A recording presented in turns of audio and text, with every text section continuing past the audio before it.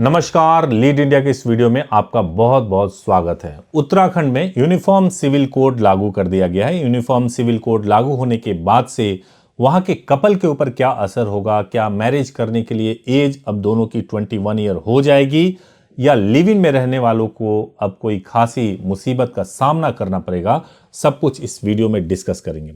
देखिए, सबसे पहली बात तो यह समझ लीजिए कि यूनिफॉर्म सिविल कोड होता क्या है। यूनिफॉर्म सिविल कोड का मतलब होता है समान नागरिक संहिता, यानी uniform civil code, UCC short form में बोलते हैं।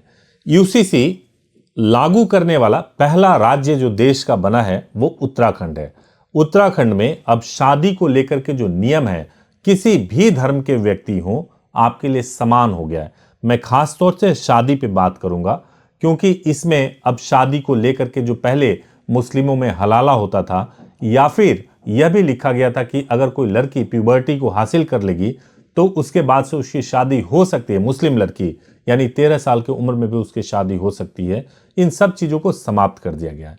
अब सबसे इंपॉर्टेंट यह है कि लिव इन रिलेशनशिप पे इसका बहुत ज्यादा फर्क पड़ने वाला है, क्योंकि उत्तराखंड में यूसीसी लागू होने के बाद से यह कहा गया है कि अगर आप लिव इन रिलेशनशिप में रहना चाहते हैं, आपको मालूम हो कि लिव इन रिलेशनशिप में रहने के लिए लड़की की एज 18 वर्ष और लड़के की भी एज 18 वर्ष अगर है तो लिव इन रिलेशनशिप में रह सकते हैं। पहले लिव इन रिलेशनशिप पे रहने पे किसी भी तरह की कोई पाबंदी नहीं थी, लेकिन अब अगर आपको लिव इन रिलेशनशिप में रहना है तो आपको गवर्नमेंट के साथ रजिस्ट्रेशन कराना पड़ेगा। गवर्नमेंट के साथ जब आप रजिस्ट्रेशन कराएंगे तभी यह माना जाएगा कि आप लिव इन रिलेशनशिप में रह रहे थे। अदरवाइज आपके ऊपर लड़की रेप का केस कर सकती है या फिर अलग अलग धाराओं में मुकदमा दर्ज करके आपके खिलाफ कानूनी कार्रवाई की जा सकती है। अब सवाल यह है कि जब हम लिव इन को रजिस्ट्रेशन कराने जाएंगे तो क्या घर वालों को मालूम चलेगा, क्या सरकार कोई सर्टिफिकेट इशू करेगी, क्या ये मैरिज के बराबर होगा? तो लिव इन के सर्टिफिकेट को या लिव इन रजिस्ट्रेशन को मैरिज नहीं कहा जा सकता है।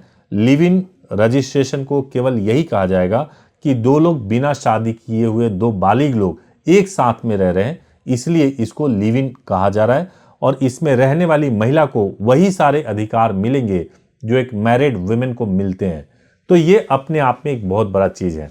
अगर आप उत्तराखंड के बाहर के कोई कपल हैं, अगर आप उत्तराखंड में नहीं बिलोंग करते हैं, या आप उत्तराखंड के रहने वाले हैं और कहीं बाहर जाकर के लिव इन में रहने लगते हैं, तो आपके ऊपर क्या इंपैक्ट होगा, यह भी एक बहुत बड़ा सवाल है।